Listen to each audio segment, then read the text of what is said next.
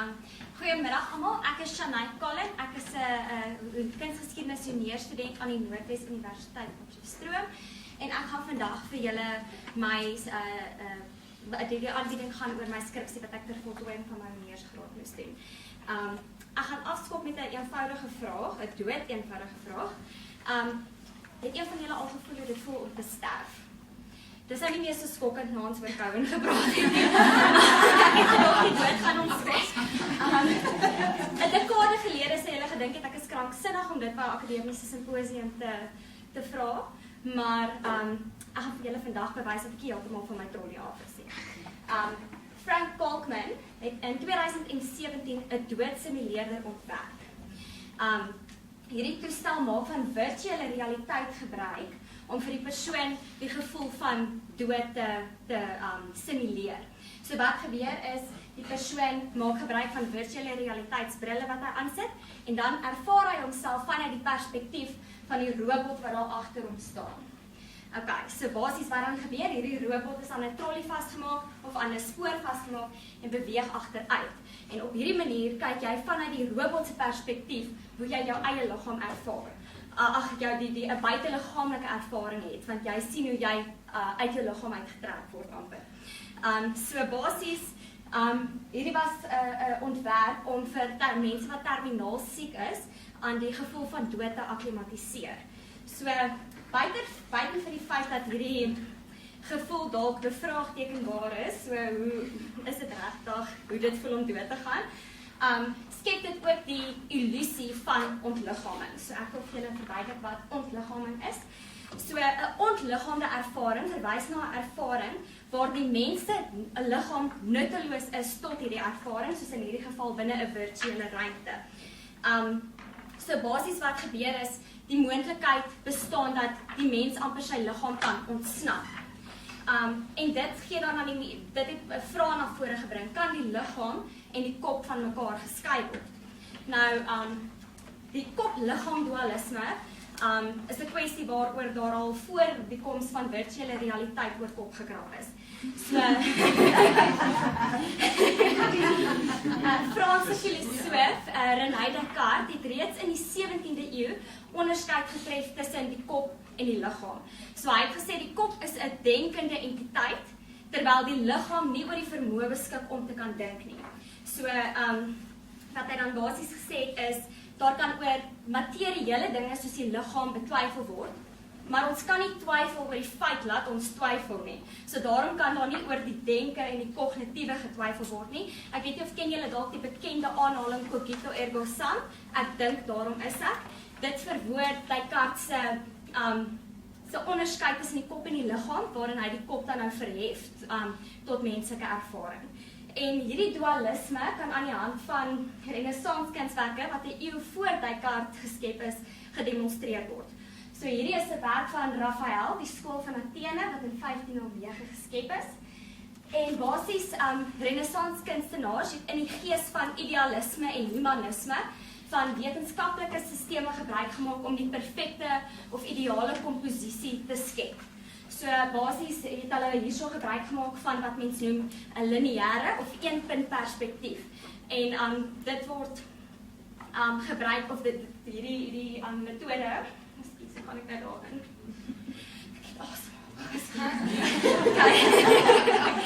Net 15 minute. So hierdie metode maak gebruik van vertikale en horisontale lyne wat op 'n horisonslyn ontmoet. En wat dit dan nou beteken is dat 'n ideale aanskouersposisie ontstaan. So die kyker, die persoon wat die kunswerk wil aanskou, moet homself binne 'n bepaalde posisie posisioneer en dan vir die kunswerk vanuit daardie posisie kyk.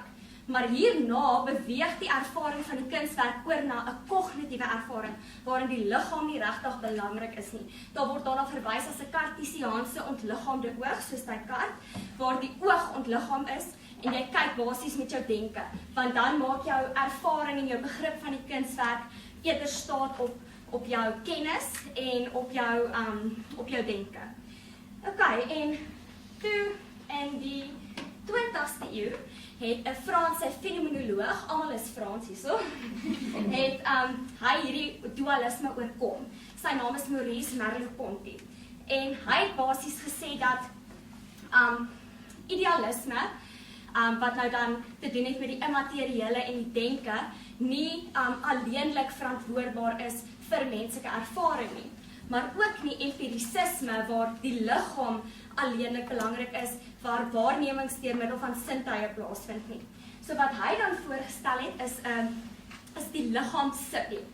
So dit is waar nou die liggaam en die brein met mekaar handjies skud. So basies sê hy dat die liggaam en die brein of en die kognitiewe is nodig vir die mens om die wêreld om hom te ervaar. En die twee kan nie van mekaar geskei word nie. En ek demonstreer dit aan die hand van 'n Suid-Afrikaanse kunstenaar se installasiewerk. Dit is die Biegbak deur Jan van der Merwe. So basies hierdie is 'n installasiewerk waar daar 'n wasbak naby 'n venster geposisioneer is. En daar's water in die wasbak en daar word van 'n projektor gebruik gemaak om hande wat besig is om skorrel te was in hierdie water te projekteer. En daar is ook by die venster word daar reën geprojekteer en wat met die klank van reën vergesel word. En so basies hierdie gaan oor net interessant. Van 'n Merwe se ma het altyd skorrelgoed gewas en dan sy Springbok radio geluister en dan sy gebid vir die karakters wat in die radiodramas was, terwyl sy skorrelgoed gewas het. En sy is nou oorlede, so het sy hierdie werk geskep. So nou basies hier is 'n liggaam eintlik afwesig, maar tog spreek hierdie werk van liggaamlikheid, want jy as die kyker gaan staan in die posisie van 'n Merwe se ma, jy kan selfs daai gevoel kry van die skorrelgoed was, so jy beliggaam hierdie figuur, hierdie persoon. So in hierdie werk word daar juist van die op die sensoriese staat gemaak, jy hoor die klanke van die reën, jy kan dit sien, jy kan aan die goed vat, so dis baie sensories, maar ook dit maak staat op denke, nagedagte en herinneringe, wat dan ook nou afhanklik is van die kognitiewe, en hierdie werk demonstreer dan dat die kop en die liggaam nie van mekaar geskei kan word nie. Okay. Maar toe kom Frank Kalkman, en toe kom virtuele realiteit, en toe het eie tydse denkers weer hierdie moontlikheid, toe noem hulle dat die moontlikheid van ontliggaming hergebore is. Okay, maar natuurlik is daar mense wat hierteen vaskop, en dit is eie tydse fenomenoloog, wat nog steeds Merleau-Ponty se idees toepas op vandag se tegnologie. So, excuse me, ek gaan my blaai by mekaar kry. So, hierso is 'n voorbeeld van waar hulle noem dat ontliggaming fiktiewe, radikale gedagte-eksperimente is. So basies dit is onmoontlik om ware ontliggaming te kry, soos Lars Lovely noem, dat die kwessie nie is om te bepaal of ons beliggaam is in virtuele en kuberruimtes nie, maar eerder hoe ons beliggaam is. So hy gooi ontliggaming heeltemal weg. Hy sê daar is nie 'n manier wat ons van die liggaam ontslae kan raak nie. En Heyl sien dan ontliggaming as 'n ideologie van posthumanisme, wat ek nou gaan verduidelik. En sy sê dat die liggaam soos ons dit ken, daar kan verdwyn, maar liggaamlikheid kan nooit verdwyn nie. En ek gaan nou volgende aan julle verduidelik. So, Dupree sluit dan, dis Amanda Dupree, sy sluit in haar artikel om kop te hou hierby aan, en sy noem verskillende soort liggame wat met verskillende soort tegnologieë in kontak kom. En dan sy beskryf hierdie liggame as die gemuteerde liggaam, die tegnoverbeterde liggaamlikheid, hyperwerklike liggaamlikheid, technotranscendente liggaamlikheid. So 'n gemuteerde en 'n tegnoverbeterde liggaamlikheid is nog steeds in die teenwoordigheid van materie. Dit is soos my liggaam wat dan nou net deur tegnologie aangepas of verbeter is. Teenoor die hyperwerklike liggaamlikheid of die technotranscendente liggaamlikheid wat die biologiese transcendeer. Dit is byvoorbeeld dan nou soos 'n avatar in 'n rekenaarspeletjie wat 'n avatar van jou is. So basies hierso is 'n demonstrasie daarvan, en soos julle kan sien, het sy materialiteit en die teenwoordigheid en afwesigheid daarvan. En volgens dit plaas dit dan nou die liggame op hierdie asse. En dan, okay, so dit sluit baie aan by posthumanisme wat ek nou vir julle wil verduidelik. So posthumanisme is die bevraagtekening van die tradisionele idees en oortuigings rondom die mens en menslikheid. Okay, so basies dit wat ons as mens verstaan is nie genoegsaam nie. Daar moet ons moet meer dinge in ag neem hierby. O my woord, okay. So ek kan net gou 'n paar terme noem. So daar's post-antroposentrisme, posthumanisme en postdualisme is alles elemente van posthumanisme. Antroposentrisme, ek gaan nou eers minus die voorvoegsel verduidelik. Antroposentrisme is die idee dat die mens die bo aan die hiërargie van wat is die woord? Ek gee die woord nie. So die mens is die belangrikste entiteit in die heelal en kan ander entiteite soos die natuur en tegnologie uitbuit tot sy voordeel. Humanisme is die idee dat die mens die maatstaf van alles is. Die mens is die belangrikste ding in die samelewing. En dualisme is is die woord wat hierdie onderskeid wat getref word tussen dinge half verwoord. So dis kom jy altyd in films kan sien, dis die mens teen die natuur of die mens teen tegnologie en hierdie tipe goed. En dan selfs wat ons dan nou ken, liggaamlikheid versus ontliggaming, soos wat die Pre as dwingende binêre opposisies noem. Maar binne posthumanisme is post-antroposentrisme en post-koppelteken humanisme dan die idee dat die mens nie meer die belangrikste entiteit is nie, maar dat ons eerder ander entiteite in ag moet neem wanneer ons 'n definisie van die mens wil skep, omdat ons van hierdie dinge ons beïnvloed. So tegnologie beïnvloed wat die idee van die mens behels. En dan postdualisme wil ek ook nou by vashou, want dit is hierso waar ek spesifiek uitbrei.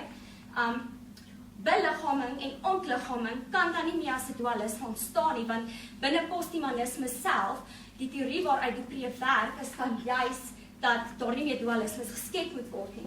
So om hierdie rede kan daar nie 'n ding soos 'n beliggaaming vir ontliggamingsdualisme bestaan nie, 'n kopliggaam dualisme nie, soos wat Merleau-Ponty sê. Ekskuus. So wat ek dan nou voorstel is dat soos Lars Lovely ek ontliggaming heeltemal uit die prentjie gooi en dit eerder as 'n soort beliggaaming toepas. Okay, so ek het 'n spektrum hierso geskep. Dit is nou nie 'n baie interessante prentjie nie. Maar aan hierdie kant is die materiële liggaam en die nie-materiële liggaam. So ontliggaming word dan vervang met 'n beliggaaming van 'n nie-materiële liggaam. So ek gaan dit nou vir julle demonstreer aan die hand van virtuele voorbeelde. So hier binne, alhoewel ons aan die begin gedink het hierdie die moontlikheid van ontliggaming skep, is dit juist vir my 'n beliggaaming van 'n materiële liggaam, want wat hierso gebeur is, ek beliggaam nou net 'n ander materiële entiteit, naamlik die robot. So ek beliggaam 'n materiële voorwerp. So dit is nog steeds aan die materiële liggaamkant van beliggaaming, omrede ek 'n materiële voorwerp op 'n materiële entiteit beliggaam. Okay. Dan hierdie werk van Mary Sebande is 'n crescendo van ekstase. Dit is 'n werk wat in 2018 geskep is. En in hierdie werk is 'n installasieruimte, 'n mens stap in en dan is dit wat jy nou sien. Dit is 'n beliggaamde ervaring soos meeste installasiewerke. Jy kan aan die dinge vat, jy kan dit sien, jy maak baie staat op jou sintuie om hierdie werk te ervaar. En daarom is dit ook 'n beliggaamde ervaring wat sterk materieel is omrede jy jou liggaam gebruik om hierdie kunswerk te ervaar. Maar dan is daar 'n vangplek. Sy skep dan vir die aanskouer die moontlikheid om weer eens van virtuele realiteitsbrille gebruik te maak om 'n kopie van hierdie installasie binne 'n virtuele ruimte te beskou. So wat dan gebeur is, sodra die persoon die brille aansit, beliggaam die persoon hierdie figuur binne 'n virtuele realiteit. So hierdie is nie 'n materiële figuur nie, maar nou kan ek die ruimte in die virtuele wêreld vanuit hierdie figuur se perspektief aanskou. So dit is dan nou 'n beliggaaming van 'n nie-materiële liggaam en dit vervang dan ontliggaaming wat 'n